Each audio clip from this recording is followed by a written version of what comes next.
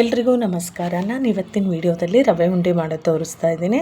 ಈ ಚಿಕ್ಕದು ರವೆ ಬರುತ್ತಲ್ವ, ಉಂಡೆ ರವೆ ಮತ್ತು ಚಿರೋಟಿ ರವೆ ಅಂತೀವಲ್ವ, ಆ ಉಂಡೆ ರವೆ ತೊಗೊಂಡು ನಾನು ಇಲ್ಲಿ ರವೆ ಉಂಡೆ ಮಾಡೋದು ತೋರಿಸ್ತಾ ಇದ್ದೀನಿ. ಸಿಂಪಲ್ಲಾಗಿ ಬನ್ನಿ ಆಗಿದ್ರೆ ಯಾವ ಥರ ಮಾಡೋದು ಅಂತ ನೋಡ್ಕೊಂಬರೋಣ. ಫಸ್ಟ್ ನಾನು ಒಂದು ಪ್ಯಾನ್ ಬಿಸಿಗಿಟ್ಬಿಟ್ಟು ಅದಕ್ಕೆ ಒಂದು 3 ಟೇಬಲ್ ಸ್ಪೂನಷ್ಟು ತುಪ್ಪ ಹಾಕಿದ್ದೀನಿ.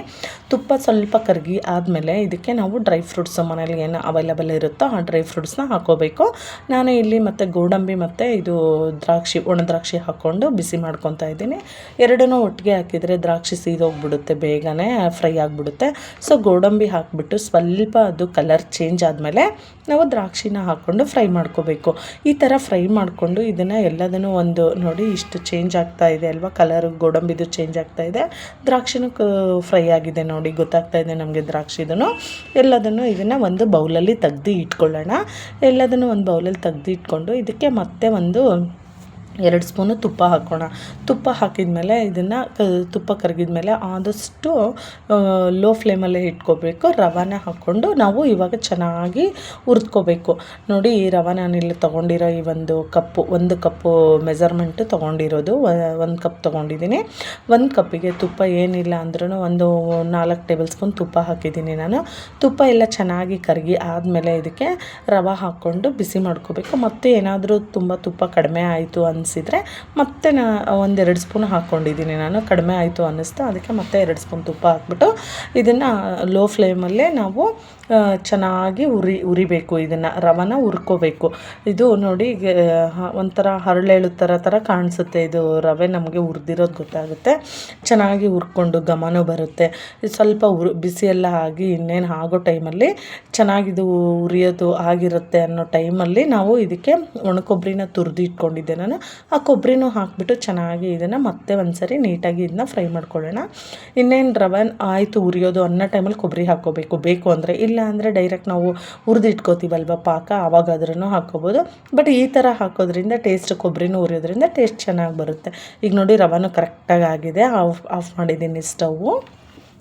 ಇವಾಗ ನಾನು ಯಾವ ಒಂದು ಮೆಜರ್ಮೆಂಟಲ್ಲಿ ಕಪ್ ತೊಗೊಂಡಿದ್ನ ರವೆನ, ಅದೇ ಕಪ್ಪಲ್ಲಿ ಸಕ್ಕರೆ ತೊಗೊಂಡಿದ್ದೀನಿ. 1 ಕಪ್ ಸಕ್ಕರೆಗೆ 1/4 ಕಪ್ಪಷ್ಟು ನೀರು ಹಾಕಿದ್ದೀನಿ.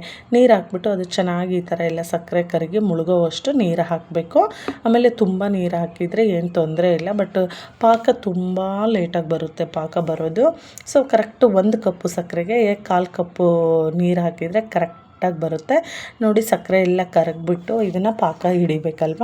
ಪಾಕ ಹಿಡಿಯೋದು ಕೈ ಹಸಿ ಮಾಡ್ಕೊಂಬಿಟ್ಟು ಈ 2 ಫಿಂಗರ್ಸಿಂದ ನೋಡ್ಕೋಬೇಕು, ಚೆಕ್ ಮಾಡ್ತಾನೆ ಇರಬೇಕು. ಆವಾಗ ನೋಡಿ ಇನ್ನೂ ಬಂದಿರಲಿಲ್ಲ ಪಾಕ.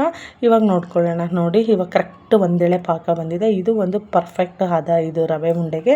ಈ ಥರ ಪಾಕ ಮಾಡಿಕೊಂಡು ನಾವು ಉಂಡೆ ಕಟ್ಟೋದ್ರಿಂದ ಉಂಡೆ ಎಷ್ಟು ದಿನ ಇಟ್ಟರೂ ಹಾಳಾಗಲ್ಲ. ಈ ಪಾಕ ಬಂದಾದಮೇಲೆ ಇದು ನಾವೇನು ಹುರಿದಿಟ್ಕೊಂಡಿದ್ವಿ ಅಲ್ವ, ರವೆ ಮತ್ತು ಕೊಬ್ಬರಿ ಆಮೇಲೆ ಡ್ರೈ ಫ್ರೂಟ್ಸ್ ಎಲ್ಲದನ್ನು ಹಾಕ್ಬಿಟ್ಟು ಚೆನ್ನಾಗಿ ಇದನ್ನು ಮಿಕ್ಸ್ ಮಾಡ್ಕೊಳ್ಳೋಣ.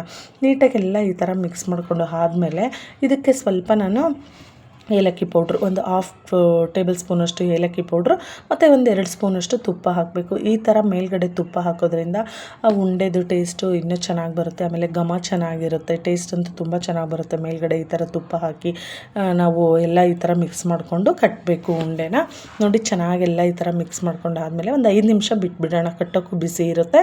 ಆಮೇಲೆ ಸ್ವಲ್ಪ ಅದು ರವೆ ಹರಳ್ಕೋಬೇಕಲ್ವ, ಅದಕ್ಕೆ ಒಂದು 5 ನಿಮಿಷ ತಟ್ಟೆ ಮುಚ್ಚಿ ಬಿಟ್ಬಿಟ್ಟಿದ್ದೆ ನಾನು. ಒಂದು 5 ನಿಮಿಷ ಆದಮೇಲೆ ನಾನು ನೋಡಿ ಇವಾಗ ಕಟ್ಟೋಕ್ಕೆ ಚೆನ್ನಾಗಿ ಗಟ್ಟಿಯಾಗಿದೆ ಅಲ್ವಾ, ಕಟ್ಟಕ್ಕೆ ಬರುತ್ತೆ. ಬಟ್ ಆದ್ರೂ ಇನ್ನೂ ಬಿಸಿ ಇದೆ.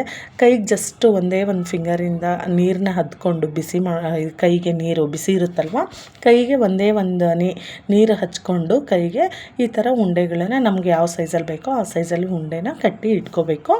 ನೋಡಿ ಎಲ್ಲದನ್ನು ಇದೇ ಥರ ಮಾಡಿ ಇಟ್ಕೊಂಡಿದ್ದೀನಿ ನಾನು.